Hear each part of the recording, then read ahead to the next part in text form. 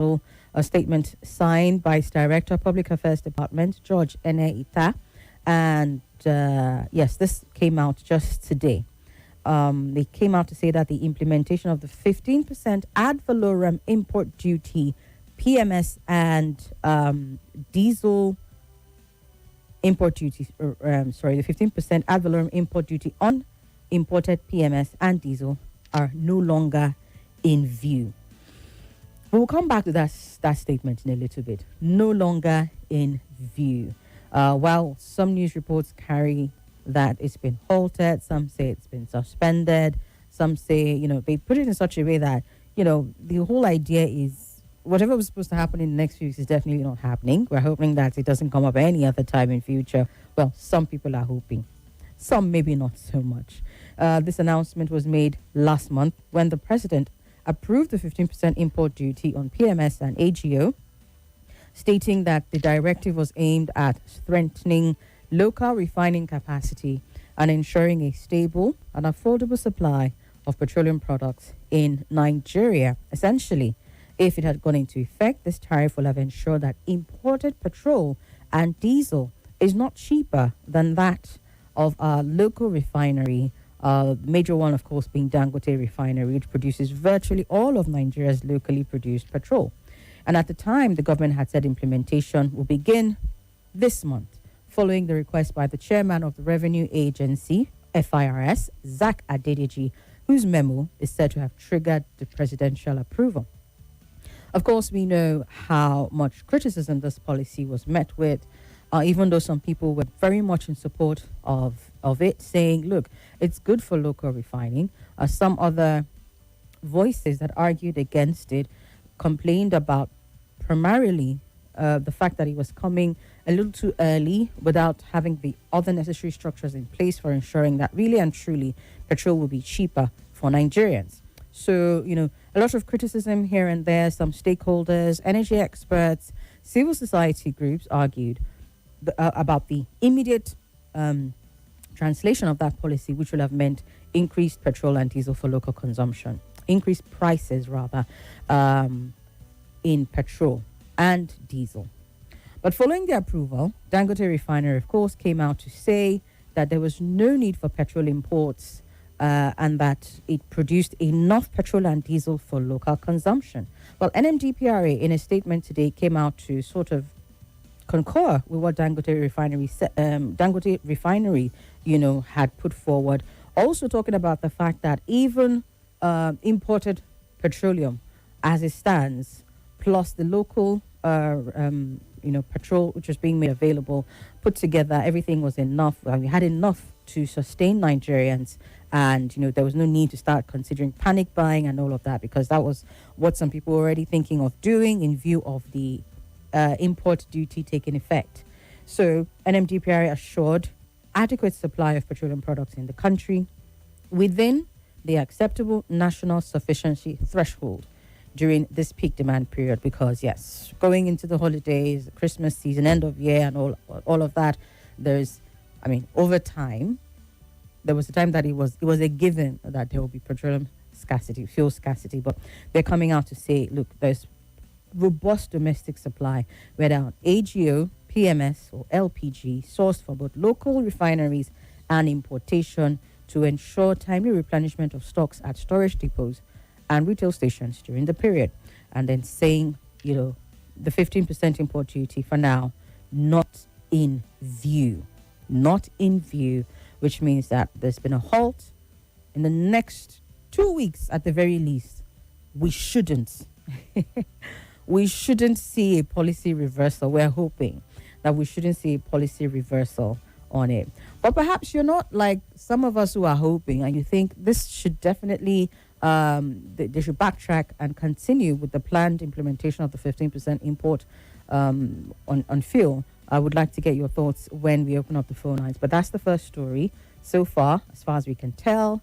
For now, no more 15% import duty on petrol and diesel, which automatically means no increase. What we should be seeing, perhaps, I think, was it this year, if I'm not mistaken, or late last year, when Dangote Refinery was in the habit of coming up, say perhaps every 2 weeks, or at the very least 1 month, to come out and say, oh, we're going to reduce the price of fuel.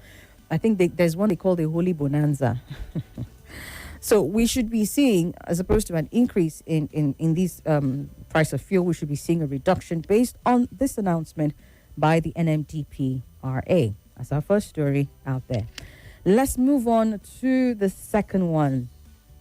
Saturday is the day that the organizing committee of the PDP has put their foot down to say, no matter what happens, this convention is going to hold. And we're going to be seeing different reactions from different stakeholders, especially within the PDP, concerning this planned convention. They've urged their members and Nigerians in general to disregard what they called misleading claims being peddled by some individuals allegedly recruited by the APC to stop the national convention. Now, we know that there's been, one or two judgments coming out in the past week or so. Some factions of the group, or one faction of the group, has a judgment that has called for a stop or a halt to the national convention holding.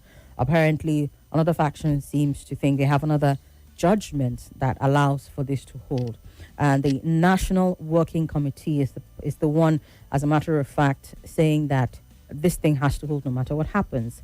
The 2025 National Convention Organizing Committee, in addition to the NWC of the PDP, have insisted that this convention must hold on the 15th and 16th.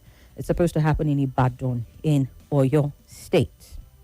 And the PDP National Publicity Secretary, Debo Ologunagba, has stated that this is going to happen. Debo Ologunagba, who's also the Secretary, Publicity and Communications Subcommittee of the National Convention Organizing Committee, said that the National Convention has not been postponed. He urged party members and Nigerians to disregard any other claims to the contrary. He said that the NCOC and the party will continue to work around the clock to ensure a successful national convention in Ibadan as scheduled, while thanking Nigerians for their overwhelming support for the party. The NCOC says they welcome all delegates, party leaders, officials, and all supporters of the PDP who have already started arriving in Ibadan for the national convention. The Abdurrahman Mohammed faction, Abdurrahman Mohammed-led faction of the party, had announced the proposed elective convention had been cancelled following two court judgments stopping it. On Tuesday, the Federal High Court, in a judgment on a suit filed by former Governor of Jigawa State, Sule Lamido, against the PDP, stopped the convention and asked INEC not to monitor, supervise, or recognize the convention.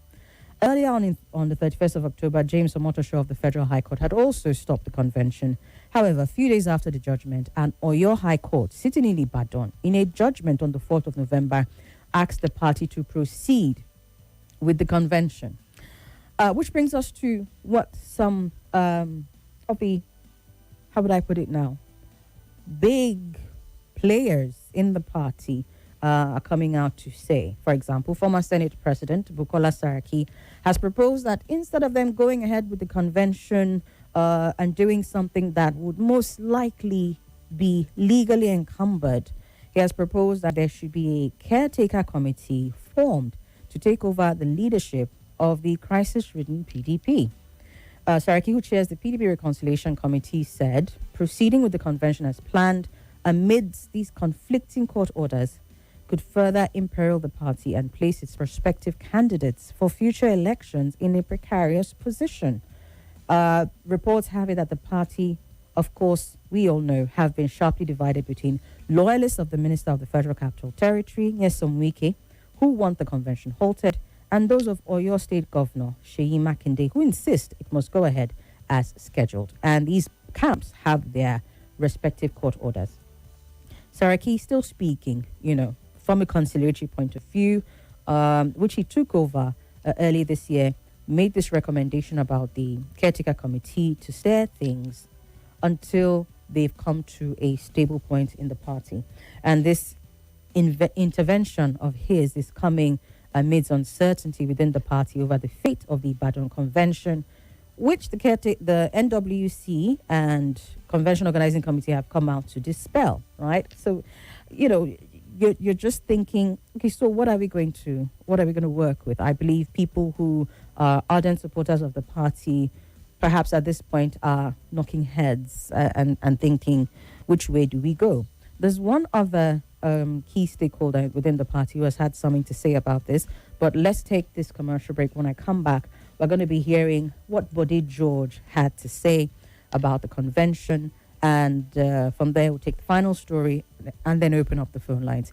It is Hard Facts this Thursday afternoon. Remember, the big three is all we have on the show today, so please endeavor to participate.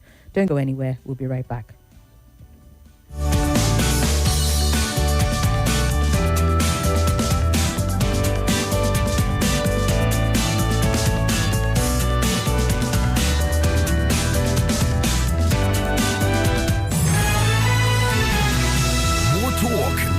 Sports after this.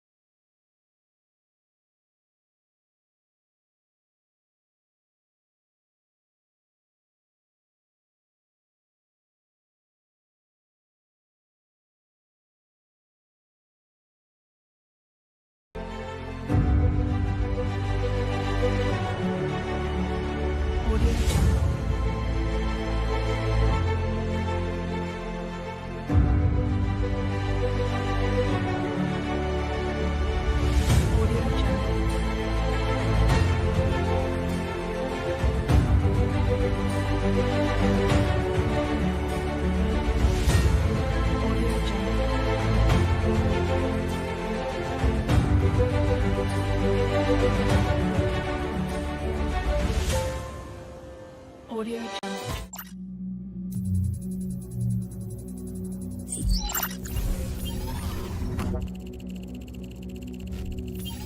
Connection established.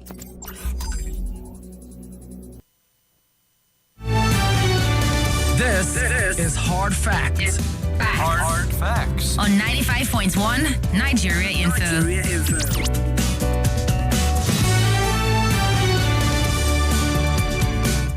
Okay, still on the big three this afternoon. Thank you if you're just joining us. Welcome to the show. We'll be opening up the phone lines in a little bit to get into all of your thoughts and perspectives on the conversations that we shared. So let me just quickly be done with them so that we can get your thoughts on it. We've spoken about the first story where the Nigerian government has halted the implementation of a 15 import duty on petrol and diesel. Good news for you? Let us know. If it's not good news, we'd like to hear from you as well. And we're talking about the PDP annual convention, to hold or not to hold. This one now is dependent on the National Working Committee, the NWC, and the NCOC, which is the National Convention Organizing Committee, who are saying they're going ahead with it. Also bearing in mind that there are people who are for the planned convention going ahead and there are people who are against it.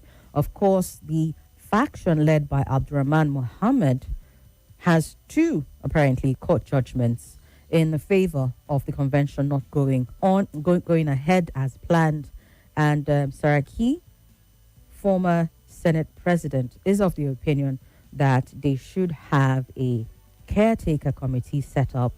Don't go ahead with the convention because it may mean that whatever happens out of that can be considered illegal, and it will not stand, and it will affect the prospective candidates for the future elections. So Saraki is definitely for it not holding. It's not clear whether it's because he is necessarily a member of the faction. Not really clear about that one, but he just feels sort all the issues out, ensure that there is peace in the party before you go ahead with anything else. Meanwhile, the publicity secretary of PDP has said whatever is happening to stop it is as a result of APC sponsored representatives in the party, if you will. But I was going to talk about Bode George, statesman, chieftain of the PDP, has rejected the call for the suspension of the party's national convention, saying that it must go ahead. As a matter of fact, he was very particular about Saraki's response on the matter, saying that the former Senate president should not have any business recommending otherwise from the planned convention going ahead. As a matter of fact, he said in an interview on television today that this matter of setting up a caretaker national working committee, more or less, and I'm paraphrasing, was some kind of a ruse because it's unnecessary and it's unconstitutional. He stated that the party remained united despite ongoing internal disputes among some members. And also, let me just read it out as he says, "You know, in this country, it amazes me the way people roll around purely for their selfish ends. The senator you mentioned, Saraki, he set up the first committee for reconciliation. It's been quite a while. What has he done?" This is Bode George talking.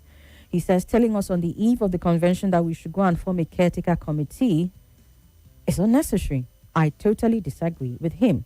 He maintained that the PDP's core leadership structure was still intact, noting that most members of the NWC who are calling for the convention are, because majority of them, I think from what he said, about only 2 or so of the members of the NWC are not in support, but majority of them are in support, and so there's no reason why it should not go on.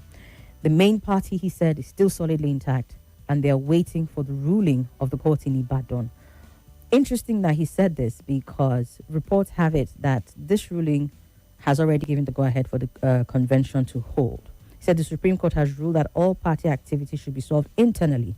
The court said, go to your party and resolve your issues. That's what the Supreme Court said. And so anything that has to do with suspension is not necessarily a means of resolution, especially seeing as a reconciliation team has been set up since the beginning of the year and nothing has been done. He said what is demeaning and what is annoying and what he calls existential imbecility, these are his words, terrible attitudes of these people.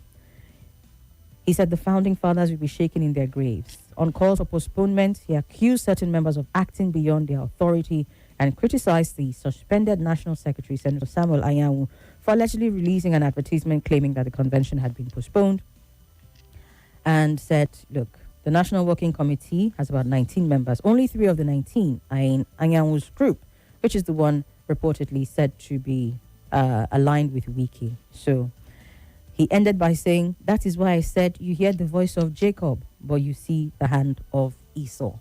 So these are some of the words coming from key stakeholders within the party, while the NWC and the NCOC are insisting that this convention will happen 15th and 16th. We'll get your thoughts on that in a little bit. But let's take this final story here. Good news, I believe, if not for any other person. I'm sure the parents of these 36 male and 38 female corps members who were found to be stranded around 9:05 p.m. on Tuesday after 3 buses conveying them broke down near a well-known kidnapping spot within the Borno axis. Troops of the Nigerian military operation heading Kai were said to have rescued the 74 members of the NYSC from what sources describe as a likely abduction attempt by Boko Haram/ISWAP insurgents along the Burutai Kamuya Road in Borno State. Now, what happened? How did they get here? Apparently, they were on an evangelical mission, and they had a team escort them from Maiduguri to Damaturu, troops of the 7th Division Garrison. And upon arrival at Damaturu, they were supposed to have another section of troops escort them. But according to this report here, they continued their journey to Hawu local government area without notifying the Sector 2 headquarters for an onward escort. And this was contrary to the already established security procedure. So they got stranded in this axis, and military patrol was dispatched after a CCTV surveillance system monitored by troops detected unusual movement involving the buses. This is what led to the term likely abduction attempt being used. So apparently the CCTV surveillance within the area and the military were able to observe this, and then they dispatched, got to the scene, found the 74 NYC members who were stranded, and quickly intervened to avert the likely ambush or abduction by Boko Haram or ISWAP elements active in that axis. Zagazola Makama, a counterinsurgency analyst familiar with military operations in the Lake Chad region, also reported that the troops acted promptly after detecting these buses and preventing this possible large-scale abduction. This rescue happened just days after the same troops freed 86 kidnapped victims and arrested 29 suspected Boko Haram collaborators along major routes within the area. Security sources say insurgents frequently target stranded or slow-moving vehicles, especially during night travel. The rescued NYC members are said to be currently sheltered at the Buratai military base, while arrangements are being made for their safe movement. As at the time of this report, the Nigerian Army had yet to issue an official statement on the incident, but at least we can say, thank God. I'm seeing a picture here of what appears to be the NYC members who were stranded. Interesting thing that there's an established security protocol, and so, they were able to engage on this trip. They were able to, carry out this trip. What do you think could have led to them abandoning the second phase, I think, of the established security procedure? Is it that they reportedly continued their journey without notifying the Sector 2 headquarters? It seems a bit unlikely, especially given the time of the night that they were found to be in that area. But perhaps they actually did go against the established security protocol. Whatever the case is, it's good to know that you have surveillance systems that monitor, I think, some of this access, and I think they should be deployed to all the other areas that we're having the security challenges, notably the Kogi axis, where I think I had reported a spate of incidents, almost on a daily basis from the latter part of October going into early November. And I think the same day that I reported that incident of what was happening in the Kogi axis, I think Kogi Kaba axis, I found out that I think staff of defense, the Ministry of Defense, if I'm not mistaken, or Defense HQ, I can't remember which, but definitely the staff, about 6 of them, were abducted on that same axis. So we'd very much like for whatever surveillance systems are deployed within this Borno area to be extended to all of that. But thank God, indeed, for these 74 NYC members. That would have been an unfortunate statistic that we're going to be adding to the many, many other mass abductions that were happening due to activities of this terrorist. So let's get your thoughts on all the stories. 3 of them shared already. Would like to hear from you. 07000951 0000, 009-597-4869, and 009-993-0137. Should we be celebrating the reduction of, the halting of the 15% import duty? What are your thoughts on the PDP National Convention? Should it hold? Should it not hold? And what is likely to come out of it if it does hold? And then what would you say about the activities of the troops who recently saved 74 NYC members from mass abductions? Good afternoon. Hello, good afternoon, Auntie Somi. Welcome, sir. That's Noma. I greet all your fellows and listeners. The North is calling from Niger State. Savant to fit for the market. You see, let me say something about this 15% increase. Are they supplying them with a crude? And how many barrels are they supplying them with a? They just tell us that they are going to add the price of oil. Automatically, when they increase 15% of that on the duty, you understand? Before you know it, they will stop supplying them with a crude, and that what they will sell at that price. Because that would is not for the Christmas. You understand? How much crude are they supplying that with it? How much barrel of crude is refinery refining? NAPC refining. You understand? But when this country, when they are selling oil at the rate of 20 naira during Abacha, you understand? And the subsidy they remove, what are they doing with the money?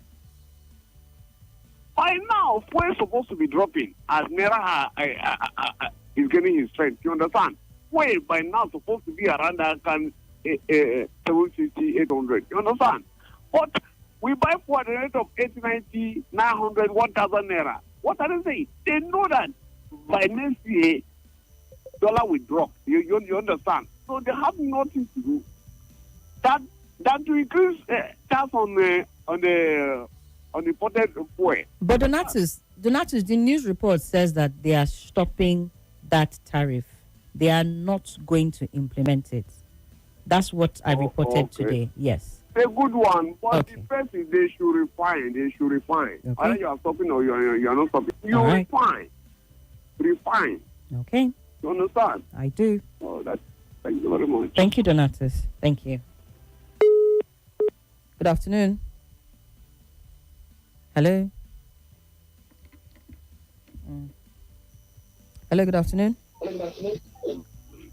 Good afternoon, Auntie Somi. Welcome, sir. Good afternoon. My name is Yaya, the head boy. Yeah. Good to have you here. The head boy, yes, ma'am. Mm. Good. Uncle Salasi, good afternoon, sir. Hope you are doing well. Auntie Somi, this 15% increment on imported fuel at DPR. I want to understand the longer that they use that it has been put on hold, it will not be implemented anymore. It is no longer there in for that- view. That's what they said. No longer in view. Yes. Okay. I know any other other further explanation whether the other people who are threatening the local refineries, who are bending in order to make sure that local refinery doesn't work, whether those people are hands up or there was not any further explanation. Maybe another man may have prevailed because they're supposed to have explained to us, because all this one is aiming at let the local refinery works so that at least we buy our home, use at home, than having the crude and go and refine it outside and still bring it into this country where we have like the likes of Dangote and Bois is coming and the rest who are trying to for us to have our own refinery. So for me, they could have explained better so that we should understand than just saying this one and stop.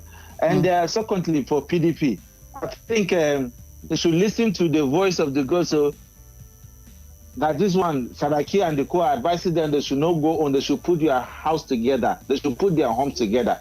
If not, it will just be a futile, just be a wasted effort, wasted money, wasted resources, because they are just trying to say it so that Wiki will not say, I win again. That's just why they are trying to just put it that this Saturdays and Sunday, they must hold convention.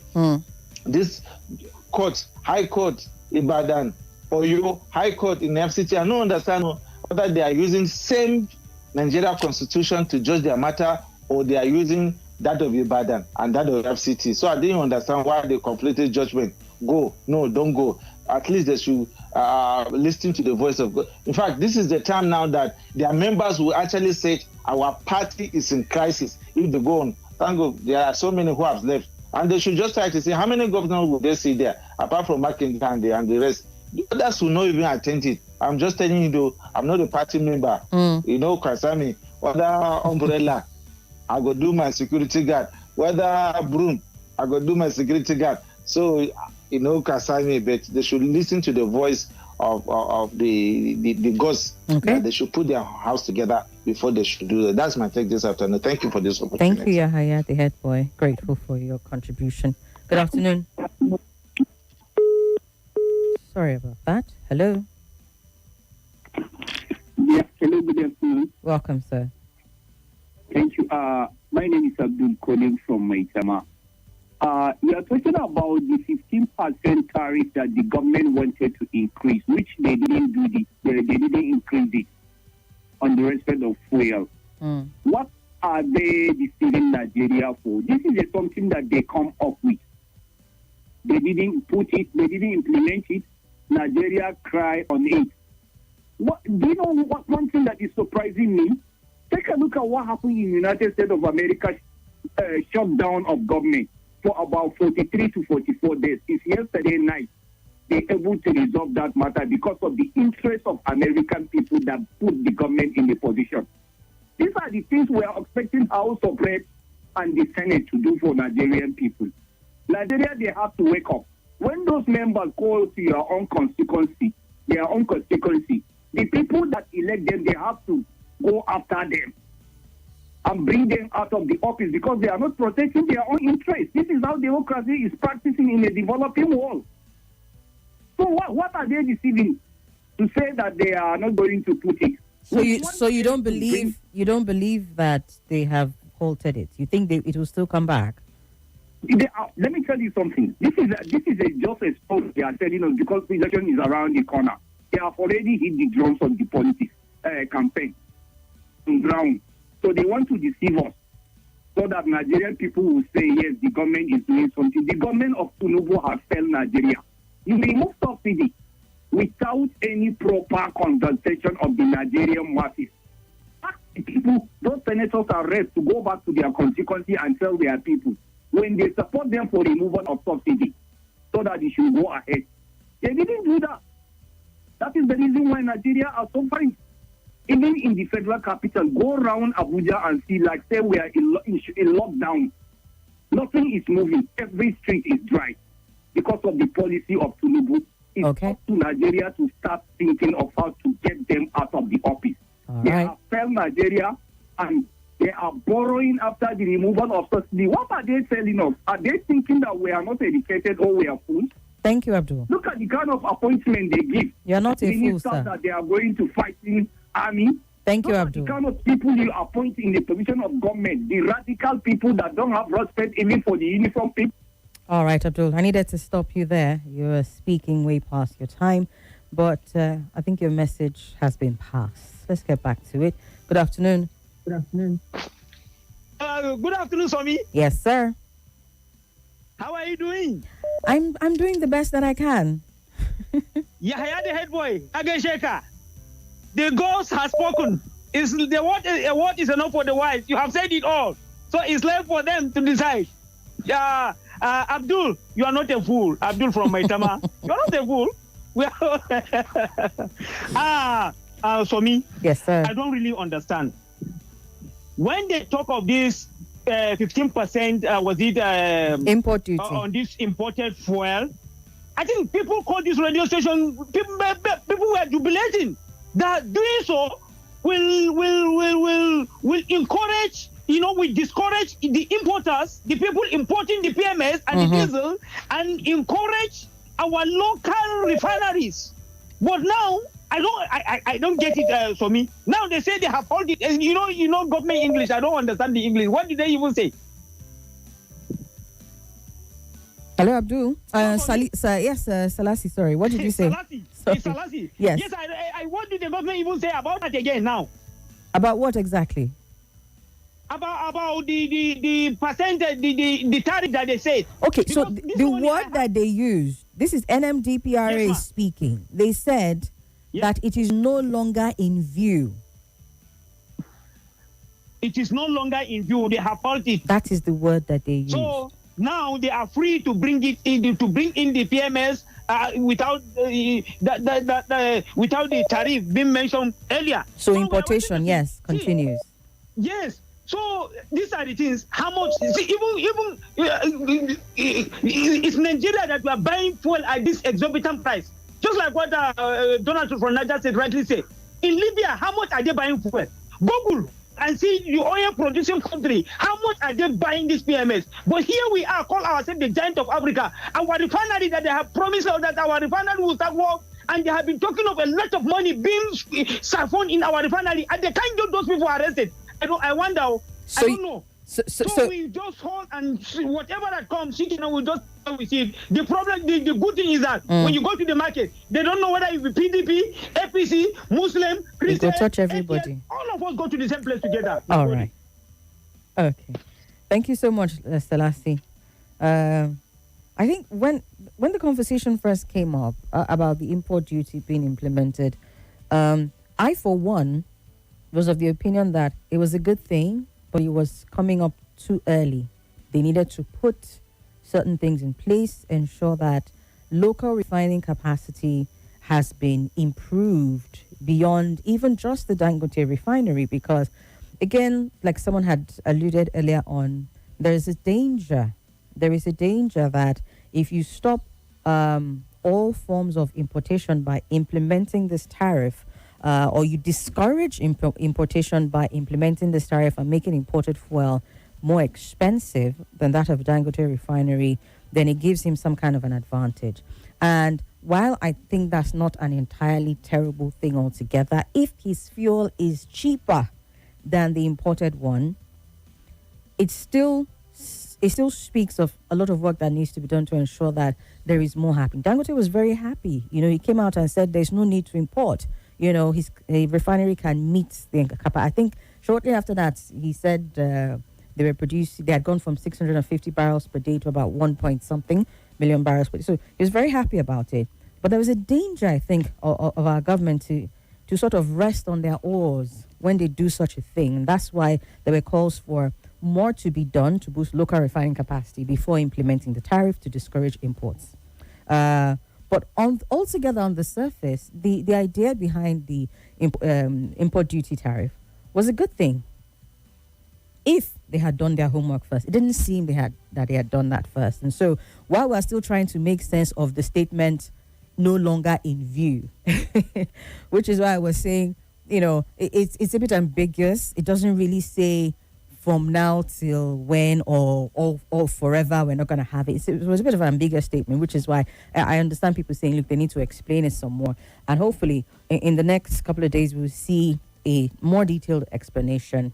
Also, there's also the concern, can NMDPRA speak for the government on that conclusively and decisively? Because when the conversation first came up, they didn't seem to be in the train of the conversation. It was Zach Adedeji who triggered the conversation in the first place. The president signed it. So if there was to be a conclusive stop to this 15% import duty tariff, perhaps we will also expect statements from the president, who signed it to be implemented in the first place. I remember when I first read that thing, it said it was supposed to be implemented with immediate effect. And then a few days later, we now saw it's going to go into effect in a month. So there's a lot of, how would I put it? There's a lot of confusion, if you will, to some of the way these statements are being communicated and put out to the general public. And it does bear for much deeper, clearer explanation. I agree with the person who said that. Let's take one more call, go on a commercial break, take the news and come back and continue up until 4:30. Hello, good afternoon. Good afternoon. Hello, good afternoon. Yes, sir. Hi, Somi. Welcome. How are you doing? Oh, I'm well, thank you. Go ahead, please. Good. Thank you very much. Look, I think the question we should ask Nigerians is that, what exactly do we want in Nigeria? So let me say this, Somi. You see, when the subsidy discussion started during the election, during the campaign, I was in several fora where we had a long discussion that, in fact, this is 2 years. We started in 2021. When I said to a couple of groups that even if Nigeria produces its oil, petrol will not be cheap, diesel will not be cheap. Because you know what?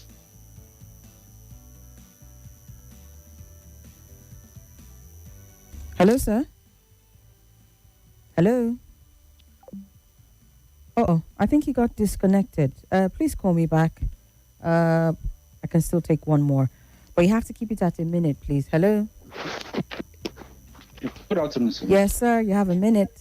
Go ahead. My name is Emeka. I've been calling for all ages now. Oh, welcome. Yes, my major concern is about the policy inconsistency of this administration. I know. Just look at what happened when they pardoned about 161, 169 convicted, and the letter said the president has not signed and all that. When they made this issue of 15%, and I knew within me that they were still going to revert it, because if you do that, they had allowed that, to continue, it would have given a certain level of advantage to Dangote, and this is not good for competition. The problem we have is that monopoly. Look at the cement, look at sugar, look at a lot of things. Somebody, one man, one person, one individual cannot and should not be allowed to monopolize our market. It's not good for competition. It's not good for our country. It's good as they have prevailed themselves. At least let's see how it goes. Even if you're going to go, it shouldn't be 15%. At least 5% is enough. Okay. 7% is enough. Not 15%. 15% of course is outrageous. Honestly. Right. This monopoly should not be allowed to continue. Thank you very much. All right, thank you very much. Bang on time. Let's take that break. We'll be back. More conversation, more talk, more right after this. This is Nigeria Info. Nigeria Info.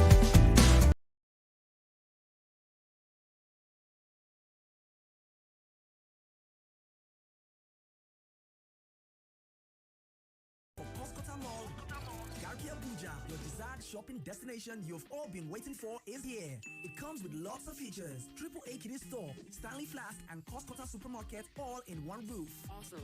You can also shop for your groceries, skincare, cleaning tools, kitchen utensils, home and office essentials, all Stanley Flask products, back to school needs, and lots more. There's lots of gifts for all who will be there. Date, Saturday 15th of November 2025. Venue, Samuel Lakode Akintola opposite Garki Market, former Tantalizer Building, Garki Abuja. Time, 11 a.m. For inquiries, call 0902-999-9474 or 0802-914-3565. You can't afford to miss it. See you there.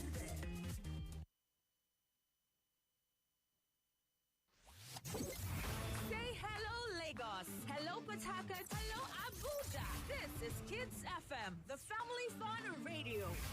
Kids FM is packed with exciting drama, engaging games, inspiring stories, great music, and the kind of conversations that bring families even closer. From sunrise to sunset, we've got something special for everyone in the family. Kids FM is fun for children, cool for teens, and just perfect for parents. It's more than radio. It's packed with educational content such as language shows, quizzes, storytelling, fun, and many more. It's a family experience you can count on every single day. So, wherever you are, Lagos, Port Harcourt, Abuja, or anywhere around the world, you can tune in live on 101.7 Kids FM or stream online at kidsfm.ng. Don't forget to follow us on Instagram at kids.fm.ng for all the fun updates, giveaways, and behind-the-scene moments. Kids FM, let's play! Hooray! This is the grand opening for Costco Mall, Garki Abuja. Your desired shopping destination you've all been waiting for is here. It comes with lots of features. AAA Kiddie Store, Stanley Flask, and Costco Supermarket all in one roof. Awesome.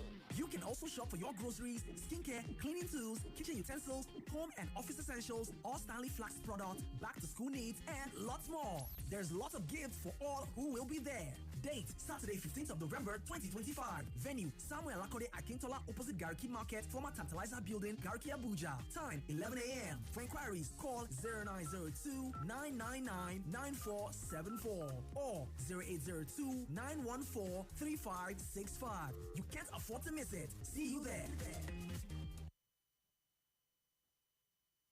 The politics of our nation. They have that right to protest. There is no need to go there now start shooting. The current affairs of our state. Everywhere we have gone to, the dirt of Abuja is not on the surface. All at your fingertips on your Let's Talk station. 95.1 Nigeria Info. Let's talk. We feed you with the right information, the right topic of interest, and the right conversation. I heard the Minister for Information, and he was trying to rationalize why the NLC should not go on strike now. So one of the challenges at Africa, there's a lot of poverty and there's a lot of illiteracy. Let's talk on 95.1 Nigeria Info.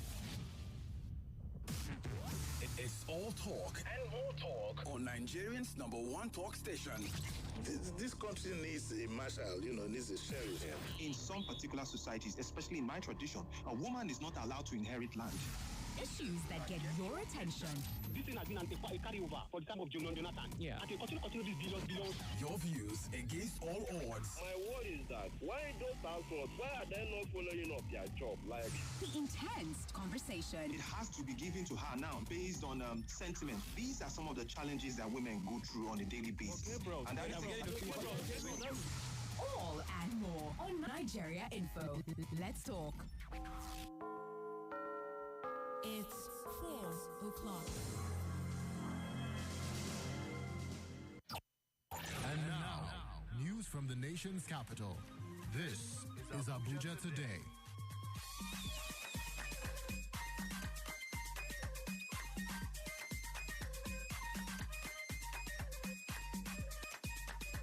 Shows. New host.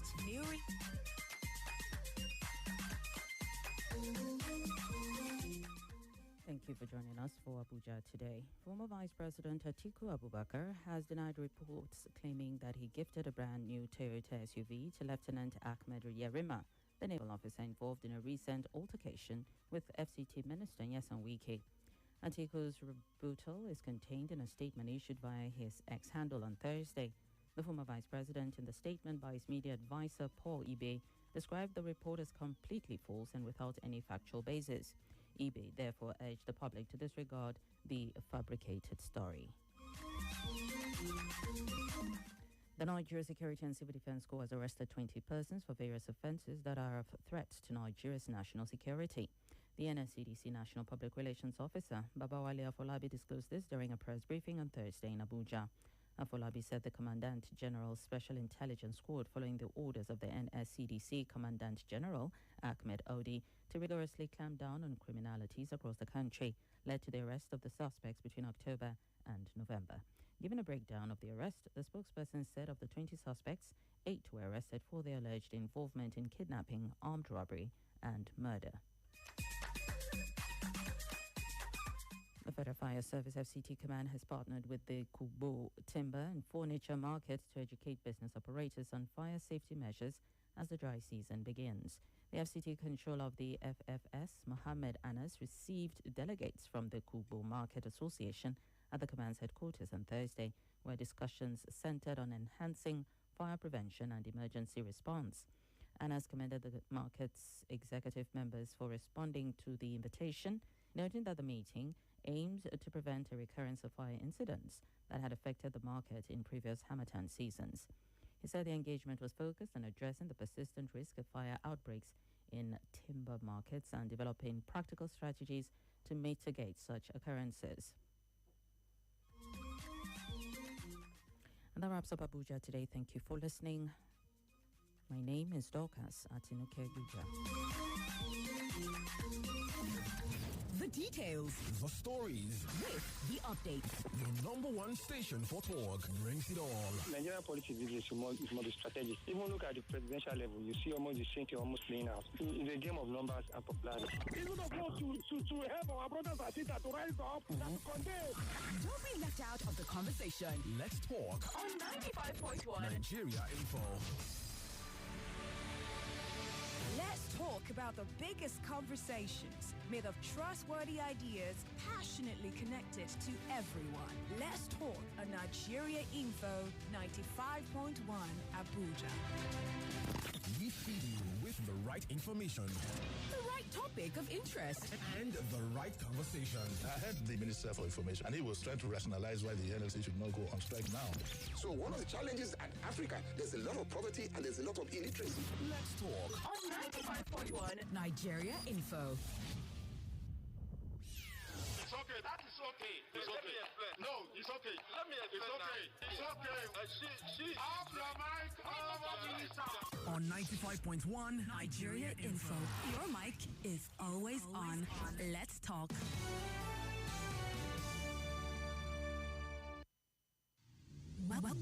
Welcome back to Hard Facts. This is Hard Facts. On 95.1 95.1 Nigeria Info.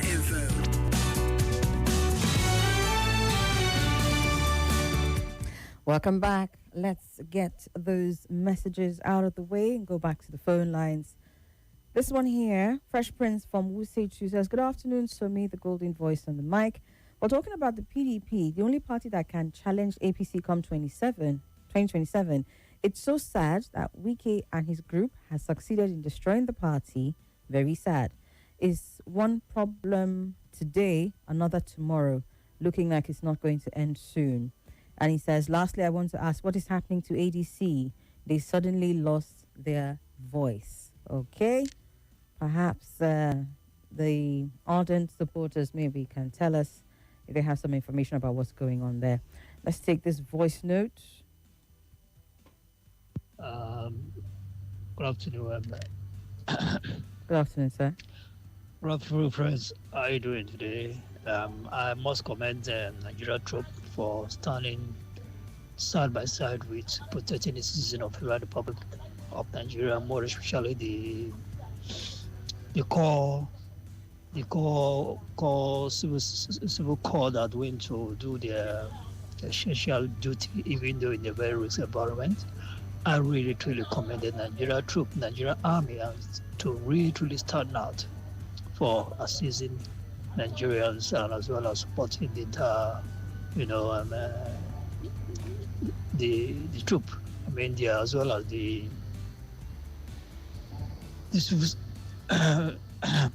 so I commend them for those wonderful work done. I do believe that in terms of our country, the most important, I strongly believe that the federal government should have considered doing more of really assisting Nigeria, more especially in this challenge time. Nigeria are going through a lot of challenges time. They have to look into it and make sure that they minimize and flexible the system, and to make sure the economics is really flexible, because most of their policy is just not really friendly. Thank you. Have a nice day. This is William calling from Metema. Thank you, Mr. Williams.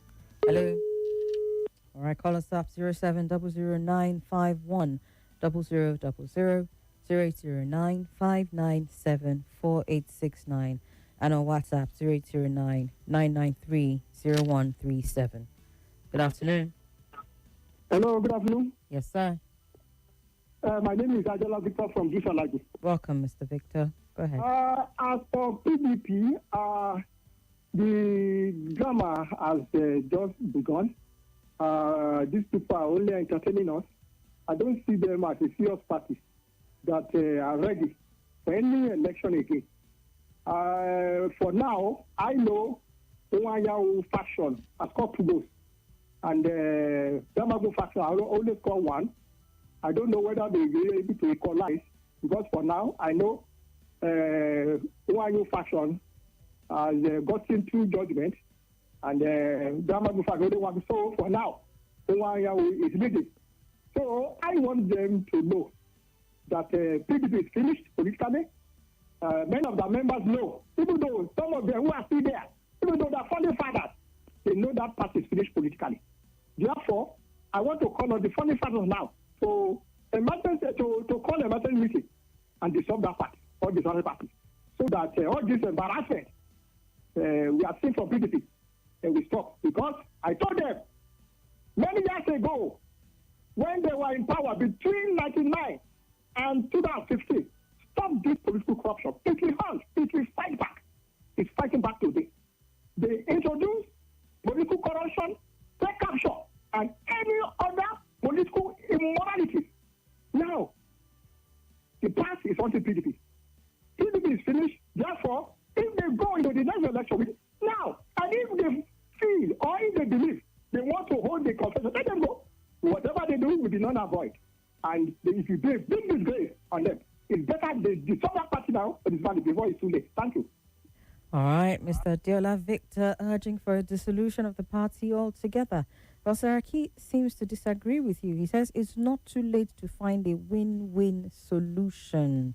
The only thing that he's saying is, as a leader whose shoulders lie the political weight of the yearnings and aspirations of his people, he will not take part or be part of any action that would jeopardize their actions, referring to the planned convention still holding, is indeed still believing that a caretaker committee can steer the affairs of the party for the time being, while the path to true reconciliation and stability of the party will be sought. He says it's also the best way to give confidence to members who intend to contest elections on the PDP platform. And in the present circumstance, no serious politician with electoral ambition will seek to contest on the PDP platform, not knowing whether his or her nomination will be valid or declared null and void. These are Saraki's fears for the party. At least on one thing, he and Body George are agreed, and that is that there is still hope for the party. Body George says, it's still a very solid party. They're still unified despite their skirmishes here and there. They only disagree concerning whether the planned convention should go ahead or not. Good afternoon. Yeah, good afternoon. Yes, sir. This is Mr. Paulinus calling from Cuba.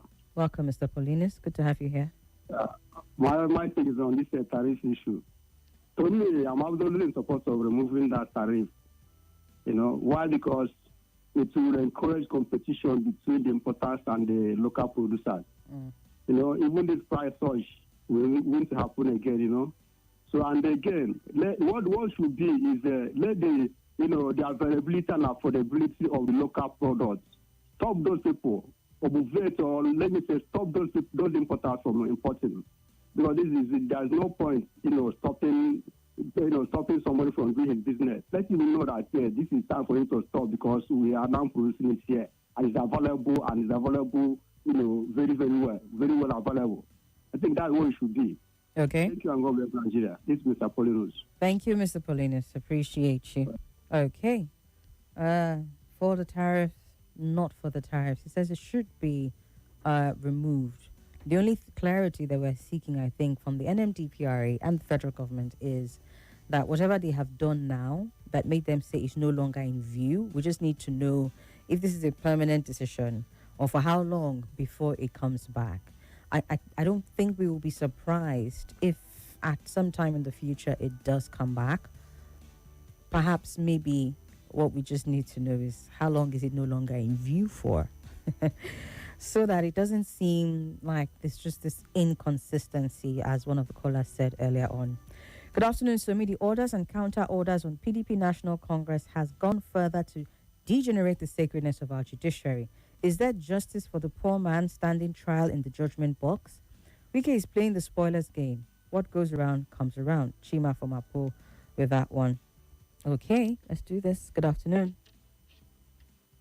Hello, Somi. Good evening. Welcome, sir. Thank you. This is Frederick calling you from Gabi. All right, go ahead. Somi, this whole thing about policy somersaults of this government, let me tell you the truth. How can you have a government that cannot fix a single refinery in the country? So, let me tell you the truth. Whatsoever these people do, as far as I'm concerned, they're not representing Nigerians. And for the fact that today is glaring that we're not Dangote in Nigeria. Dangote does not do all those things for himself. Those that have been in system for a very long time that have been working with him are the ones that are still keeping him running that refinery in Lagos. That is the reason why all our refineries, none is working. Everything about this modular refineries, to me, let me tell you something. These are all things that they are not workable. Ask the government to fix the refineries in this country. Simple, nothing more than that. And anything that comes out of that, sorry, these people are not just serious. They are not. In fact, they don't have the interest to fix our refineries because of the interest they have in that refinery in Lagos. So that is where our problem comes from. After removal of subsidy, the reason why they gave us for removal of subsidy first is to have the money to fix our refineries. And here they are today. That even Dangote will even come out and tell Nigerians that our refineries are obsolete. Who is he talking with? Is he talking for Nigerians or the government who is serving? Or the people that brought him into system? So it's just unfortunate that Nigeria has become, in fact, let me tell you, to this level, as an OPEC producing nation that does not produce crude for itself, refined crude for itself. No. It's just unacceptable. And the fact is that, let me be sincere to you, whatever they do, they should just do it because they're just revolving around failure. And their interest to pursue every other thing that people live by in this country, and that is why we still have this. So, why should we, even for the first time, be importing crude through the independent marketers? Hello, Somi? I'm with you, sir. I'm with you. We have depots everywhere in this country. Everywhere. Because we find crude and we see this petrol to all these depots without having most of these issues.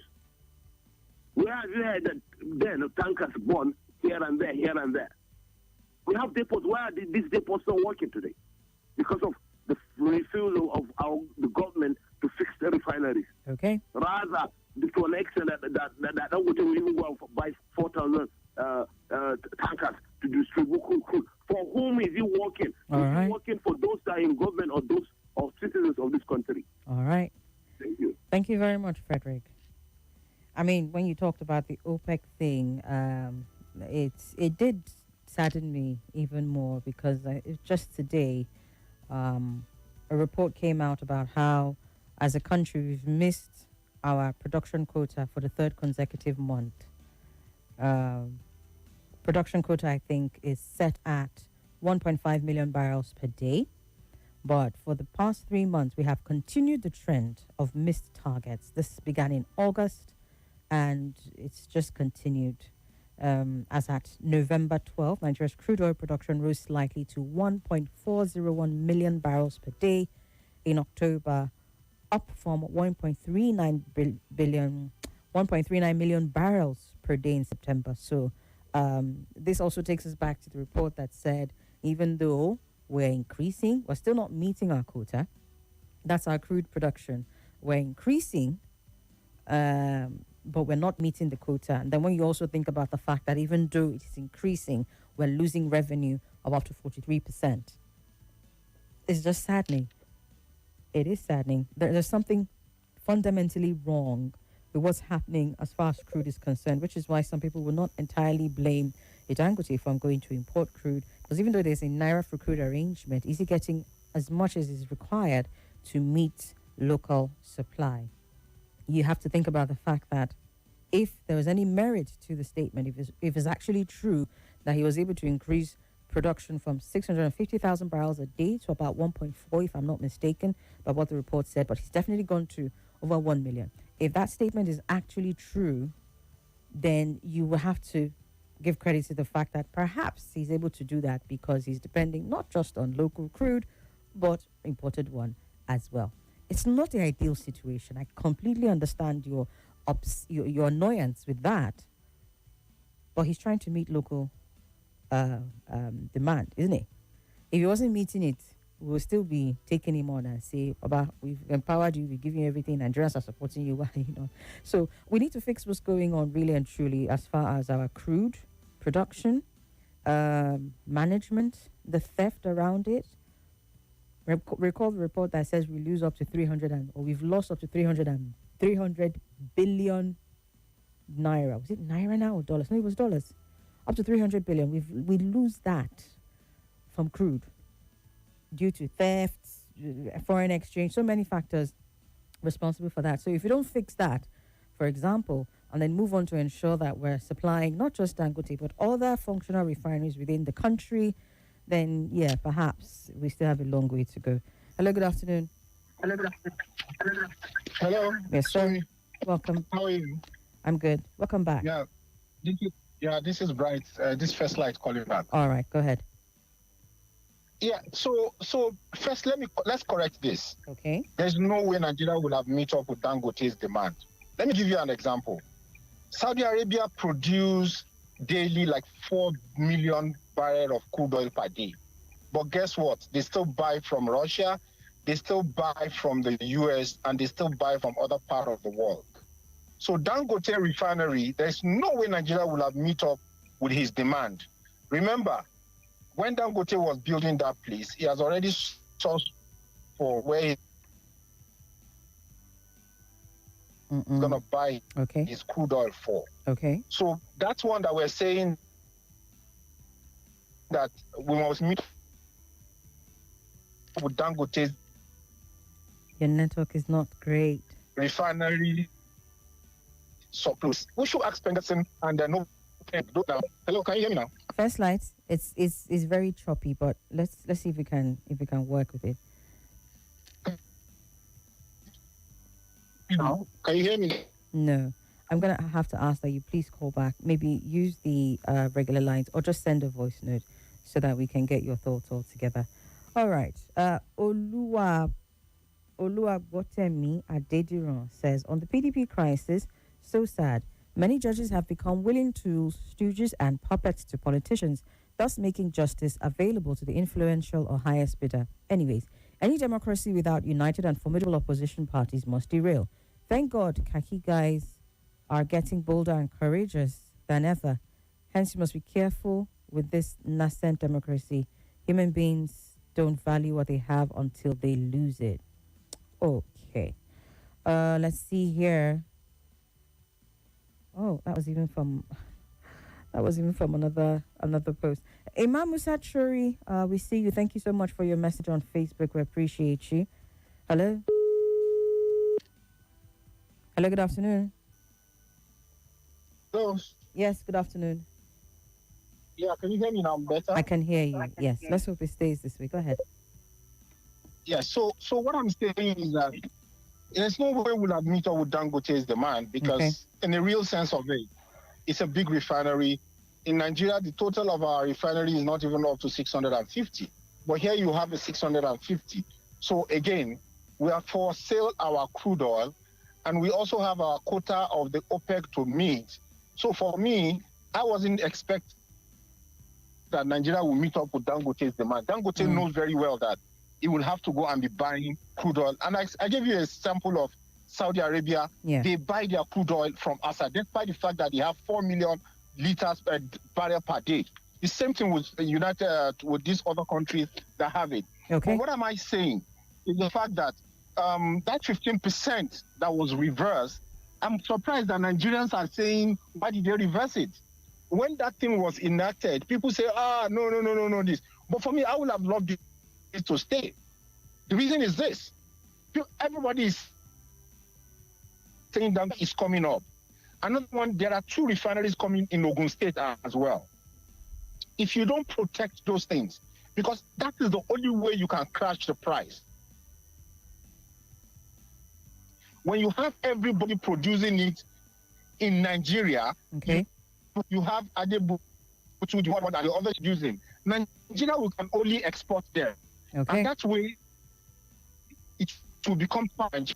Please, Nigerians, whether we like it or not, our problem, that union called Pengasson, the reason we have gas expensive today is Pengasson and no Peng. All right. It's because Dangote have enough that can supply us for the whole, for every day. But they don't buy from him. Okay. They go and import dirty fuel. That is the truth. All right, they import first dirty fuel, even the gas, they control it. So if we Nigerians are not calling those people out, we're only calling Dangote that spend his money to build refinery, then that means we're not telling to the truth. So we should call those guys out. All and right, also, then. as we're calling government out, 3 of them are the problem. Thank you very much, First Light. Thank you. Let's see. I can take one call at the most. I'm so sorry I can't take this voice note. It's way too long. It's over 2 minutes. So let's take this one to wrap it up. Good afternoon. Somi. Yes, sir. Good evening. Welcome.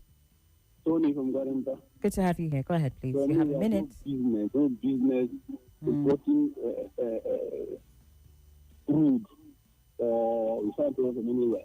Nigeria, we have the resources, we have the black gold, we export both crude and refined products.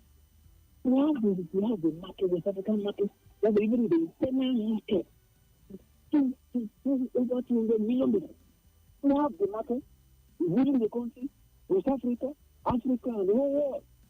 And for me, the thing is, minimum refineries in just what 25. Minimum 25. Population is growing. How can we think ahead? Plan ahead.